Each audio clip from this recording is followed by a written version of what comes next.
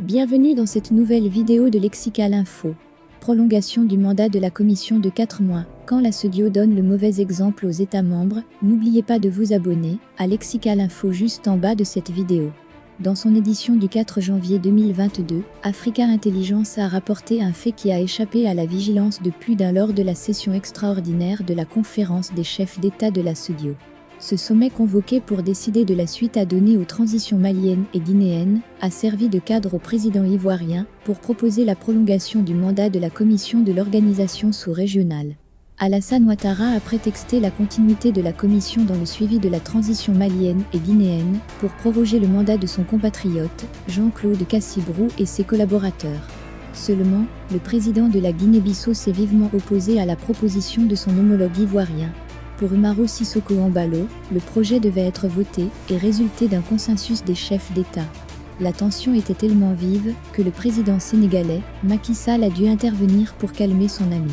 Finalement, le souhait de Ouattara est passé et le mandat de la commission devrait être rallongé d'au moins 4 mois.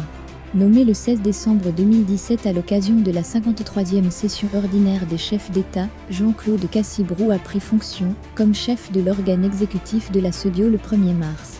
L'ancien ministre de l'Industrie et des Mines de la Côte d'Ivoire a prêté serment le 31 juillet 2018 à Lomé. Organe exécutif de la SEDIO, la commission a remplacé en 1997 le secrétariat exécutif pour permettre à l'institution sous-régionale de mieux s'adapter à l'environnement international et d'apporter plus d'équité, de transparence et une plus grande fonctionnalité, conformément aux meilleures pratiques mondiales. Son président est nommé par la conférence des chefs d'État pour une période non renouvelable de 4 ans. Il est assisté d'un vice-président et de 13 commissaires.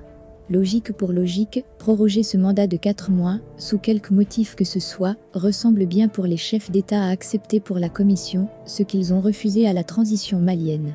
L'Organisation d'intégration sous-régionale a exigé des autorités maliennes qu'elles respectent le calendrier électoral fixé par le premier gouvernement de la transition.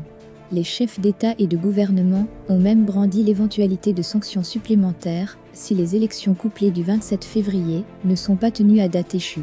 Pour ne pas en arriver là, les autorités maliennes ont présenté un chronogramme étalé sur 5 ans au président en exercice de la conférence des chefs d'État. La SEDIO, qui a pris acte de cette proposition, doit tenir un sommet extraordinaire dimanche prochain à Accra, au Ghana, pour répondre aux autorités maliennes. Au cas où elle se cramponnerait sur sa position antérieure, la SEDIO risque de voir sa réponse fragilisée par le non-respect par ceux qui sont censés prononcer les sanctions des règles qui régissent le fonctionnement de ces instances. Il ne manquerait pas de voix maliennes pour lui rappeler qu'il faut d'abord balayer devant sa porte.